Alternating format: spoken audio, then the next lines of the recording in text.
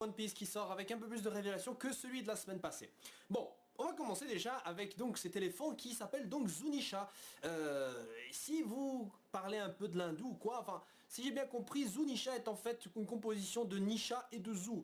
Nisha signifiant nuit et Zu signifiant donc bonne. Donc en gros, bonne nuit, un truc comme ça. Est-ce que ce serait une intention de l'auteur de nous dire qu'il se passerait quelque chose le soir avec les Milkmen?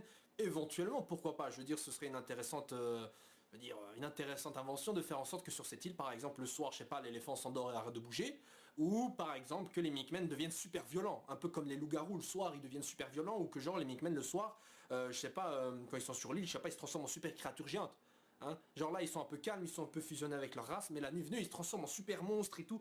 Vous imaginez le truc? Bon évidemment ce sera un peu exagéré, mais peut-être que le soir, ou alors le soir effectivement sortent des Milkmen vraiment cannibales, mangeurs d'hommes ou quoi.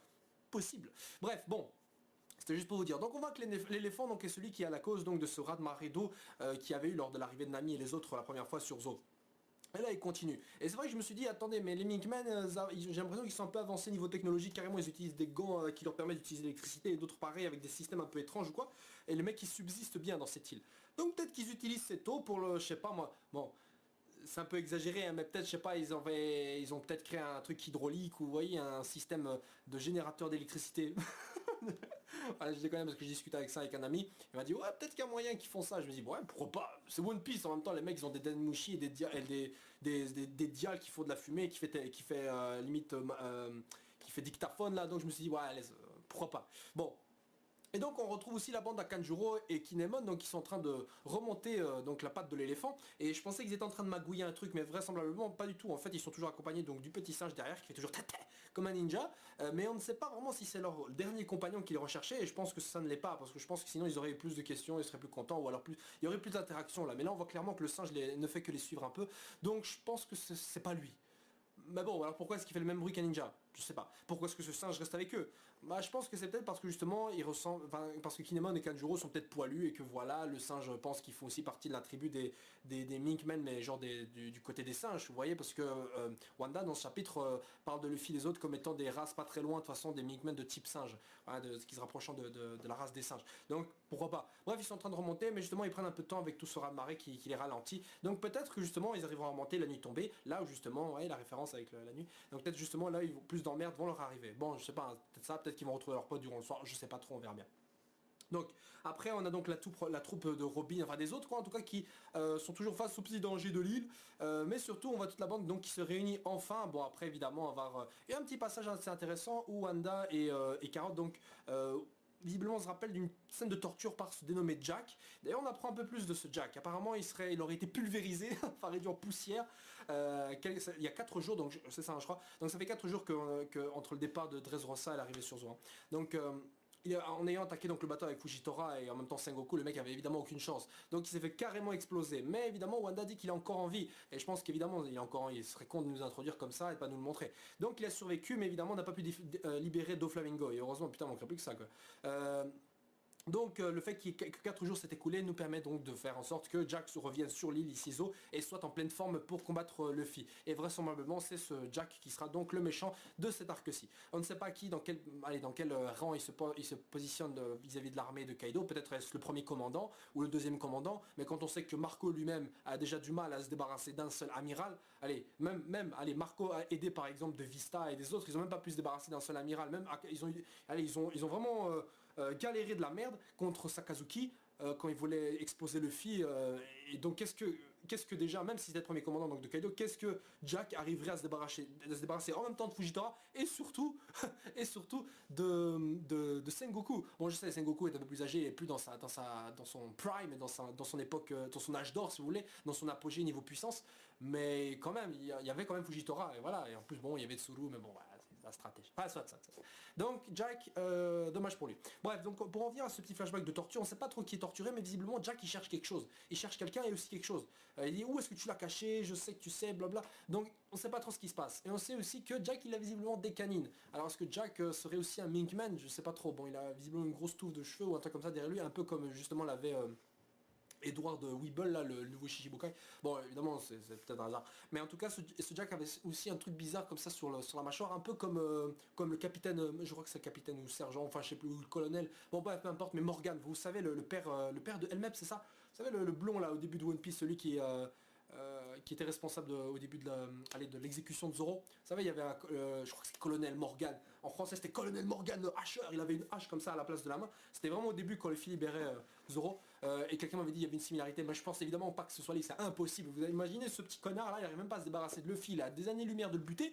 Et d'un coup, il arrive, il devient premier commandant aux membres de l'armée de Kaido. Limite un tel membre qui sont capables carrément de gérer Fujitora plus Sengoku. Non, il faut pas déconner. Donc ce système là, je sais pas ce que c'est. Peut-être c'est peut-être des crocs en acier. Je sais pas du tout, peut-être parce que justement le mec veut se rapprocher d'une bête, donc il s'ajoute des parties mécaniques comme étant une bête. Enfin, je sais pas du tout. Bon, voilà, c'est un petit détail. D'ailleurs, j'avais oublié, mais au début du chapitre, vous voyez, il y a une page cover, et là on voit justement la réaction donc dans le reste du monde de la prime de Luffy, les 500 millions où tout le monde fait la fête. On voit Dadan, on voit Makino, enfin on voit le maire du village de Fushia, je crois que c'est comme ça que ça s'appelle. Donc on n'aura pas de chapitre spécial où on voit vraiment les réactions. Je pense effectivement donc que ce sera dans les mini-covers qu'on aura effectivement ça enfin. Mais il y a une question que je me suis posée, c'est par rapport au bébé. C'est vrai que c'est pas la première fois qu'on le voit ce bébé. Et beaucoup de gens me disaient mais qui est ce bébé, c'est quoi ça? Et en fait cet enfant, donc vous l'aurez compris, c'est l'enfant de Makino. Elle était tombée enceinte je crois durant les 2 ans d'absence de Luffy. Il a donné naissance à ce moment-là. Et évidemment il y avait une ancienne interview d'Oda où il avait posé la bête question, mais qui est le père de Makino? Et Oda il a fait, bah évidemment c'est cet homme. Quel homme? Bah, c'est cet homme, c'est ce qu'il a dit. Il a dit c'est cet homme. C'est vraisemblablement cet homme. Cet homme-là. Mais on ne sait pas quel homme c'est. Bon, évidemment, ça a l'air d'être un gros troll, mais évidemment, tout le monde pointerait vers Shanks. Il faut savoir que cet enfant a les cheveux bruns. Sur une page colo, je crois. J'ai plus sous la main, mais je crois que je suis pratiquement sûr qu'il avait les cheveux bruns. Shanks et Roux, Makino a les cheveux noirs. Dans l'anime, il avait les cheveux verts foncés, mais on va dire noirs. Donc peut-être aller, je sais pas, Shanks, voilà, son enfant, ses cheveux partent en couille. De toute façon, il y a bien des gens qui ont des cheveux mauves, orange. Alors, je veux dire, on va pas comme ça se casser les couilles. Donc peut-être que cet enfant a les bruns, rouges. On va dire qu'il y a une distance pas très lointaine non plus, donc il y a moyen que cet enfant soit effectivement le fils de Shanks. Et ce serait intéressant peut-être dans le futur, imaginez, Luffy a une relation avec ce gosse de la même manière que Shanks a une relation avec Luffy. Peut-être que Luffy va donner son chapeau de paille à ce gosse plus tard, imaginez, ce serait peut-être pas mal, même si pour moi le chapeau de paille n'aura aucune utilité après avoir terminé l'histoire. Pourquoi? Parce que pour moi, il véhicule la volonté, l'idée, l'héritage une partie de l'héritage de Goldie Roger qui avait donc légué le futur à quelqu'un. Là Shanks l'a fait à Luffy et je pense que quand il aura accompli sa mission, le chapeau de paille n'aura plus qu'une valeur symbolique plutôt qu'une valeur, enfin une petite valeur symbolique qui est liée à la mission. Mais je pense que le fils, il la donne à ce gosse, c'est pour lui dire deviens le roi des pirates, alors que le fils sera pour toujours le roi des pirates. Enfin non, excusez-moi, j'exagère, je pars en couille surtout. Bref, pour en revenir à ce chapitre aussi, donc toute la bande se réunit puisqu'on voit donc Nami, enfin Chopper, qui était déjà dans le village un peu plus reculé, donc où se trouve une partie des Milkmen qui sont très contents d'ailleurs d'accueillir Luffy, alors qu'au départ c'était genre Luffy au chapeau de paille, il faut le buter. Non, donc on les retrouve avec Nami qui est une élégance très rare, enfin sans tomber vraiment dans le vulgaire. Allez, évidemment Oda lui fout une robe, on va dire pas très, on va dire elle cache pas trop les parties du corps, mais en tout cas c'est drôle, elle est bien là. Chopper habillé en petit tanuki, en roi tanuki, là, je sais pas quoi. Bon, en tout cas ils sont tous bien fringués. Le problème c'est qu'il manque évidemment Sanji et Brook. Et concernant Sanji, bah justement Nami court vers le fille pour dire la fille Sanji.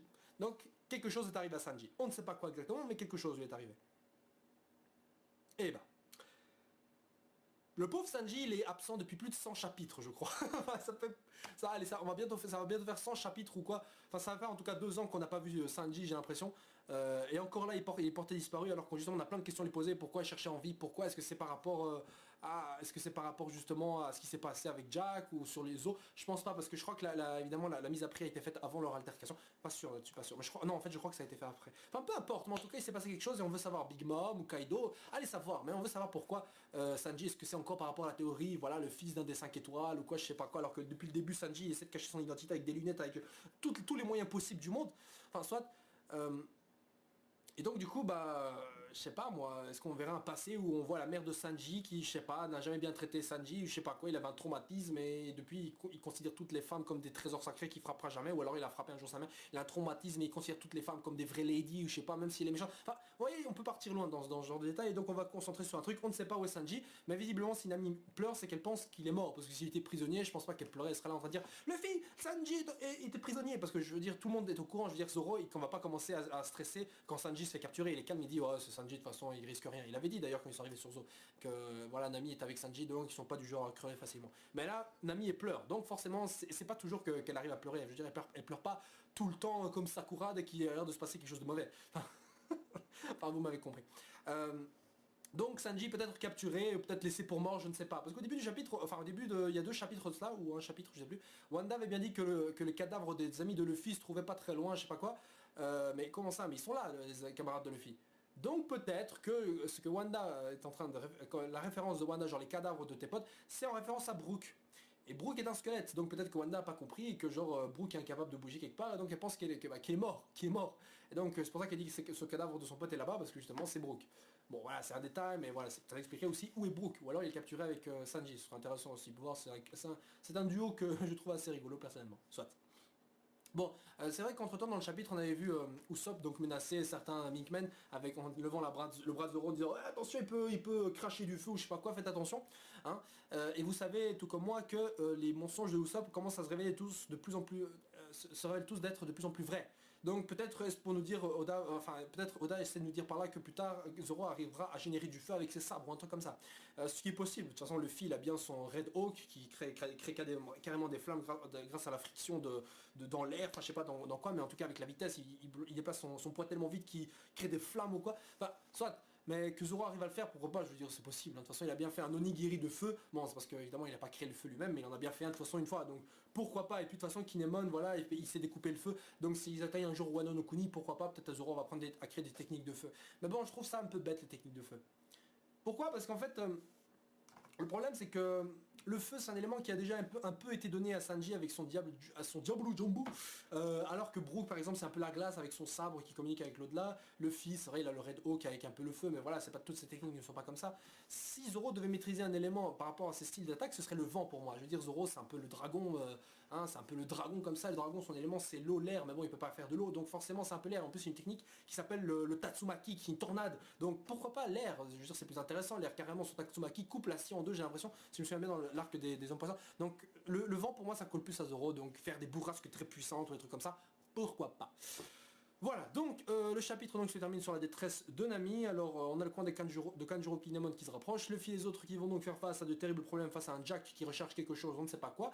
Uchiha aussi la recherche d'un samouraï, mais on ne sait pas lequel, peut-être Momonosuke, d'ailleurs Momonosuke porté disparu aussi je crois. Mais à la recherche donc de Momonosuke ou peut-être du dernier samouraï du trio, qui se révèle pardon être en fait un ninja. Mais je crois plutôt que c'est Momonosuke et son légendaire pouvoir de fruit Zoan antique, non, plutôt mythique, qui est le dragon. Enfin, ou alors les dragons ont vraiment existé, parce que c'est vrai qu'il y avait un dragon sur Punk Hazard, donc on va dire peut-être un Zoan classique, allez, je sais pas trop, il faut voir. Bref les gens, on se retrouve donc la semaine prochaine pour le prochain chapitre de One Piece. Dites-moi, selon vous, est-ce que... je sais pas, est-ce que Jack serait un Milkman? La théorie du Zoan, du mammouth pour Jack commence à s'éloigner un peu, ce qui est bon, pas très... Allez, c'est un peu dommage, mais la théorie du Kaido Minkman pour moi tient toujours. D'ailleurs, ce serait vraiment dingue. Vous imaginez, déjà les Minkmen, ils ont des capacités physiques de malade. Alors si en plus un Minkman prenait un Zoan, ses capacités physiques déjà surhumaines seraient encore plus décuplées. Alors ça, j'ai envie de voir, tiens, pour le coup. Bref, mais qui recherche donc, est-ce que c'est Mononosuke? Pourquoi Mononosuke? Est-ce que son pouvoir du fruit du démon du dragon est super recherché? Enfin, en même temps, c'est stylé. Si vous deviez choisir entre un Zoan en particulier, putain, moi je prends le dragon direct. Lui ou le lion? Parce que le lion est réputé être comme étant le roi des animaux ou un truc comme ça. Le roi de la jungle. Donc... voilà. Bon, on a vu qu'il y avait effectivement ce lion qui avait mangé un fruit du démon de la tortue, donc je pense que c'était aussi un Minkman. Vous savez comment il s'appelait? J'ai oublié son nom. Le mec en costume rose là qui travaille pour Big Mom, qui était accompagné de l'autre qui faisait genre c'était un français avec sa tasse de thé là, qui terminait toujours ses phrases par soir. Enfin, soit. Ouais, genre. Donc d'ailleurs aussi au passage, Beppo ne peut pas quitter encore l'île parce qu'il est sous la juridiction, sous le commandement, non, plutôt sous la direction. Enfin je sais pas exactement, mais en tout cas il peut pas quitter la forêt parce qu'il est dans les emprises, il est sous le contrôle, sous le. Alors c'était quoi le mot? Enfin peu importe, mais en tout cas il est en tout cas. Il peut pas bouger à cause visiblement du big boss des Mickmen qui s'appelle Neko machin truc, Neko Ebi, Neko machin. Enfin visiblement c'est une référence à un chat serpent, donc je sais pas quoi, enfin je vois pas comment un croisement chat serpent peut être en Mickman. Ouais non je vois pas. Ou alors les yeux d'un chat qui ressemblent effectivement, les yeux d'un chat qui ressemblent parfois effectivement pour dire les yeux d'un reptile, vous savez les trucs tout fins comme ça. Bon pourquoi pas. Bon bref, sur ce les gens vraiment à la semaine prochaine, dites-moi vos idées sur ce chapitre, likez la vidéo, abonnez-vous si vous connaissiez pas, et je vous souhaite à tous une agréable semaine. Je crois qu'il n'y a pas de chapitre en fait la semaine prochaine, et ça me fait chier parce que je viens de le comprendre et ça me casse les couilles déjà. Mais je peux comprendre parce que Oda malheureusement a une santé allez, qui n'est pas non plus très bonne. Le mec il dort 3 heures par jour je crois grand max, et tout le reste de la journée il fait ses planches dans le pauvre quoi. Ouais, bon repos, parce que j'ai envie de voir la fin de One Piece. J'aurai peut-être 30 ans, on sera encore là, j'aurai 30 ans, je serai encore en train de faire la review du chapitre 1182, mais on sera là pour faire la review du chapitre 1182. Voilà, sur ce, ciao ciao les gens, et à la semaine prochaine. Enfin, à dans 2 semaines. Pardon. Ziou.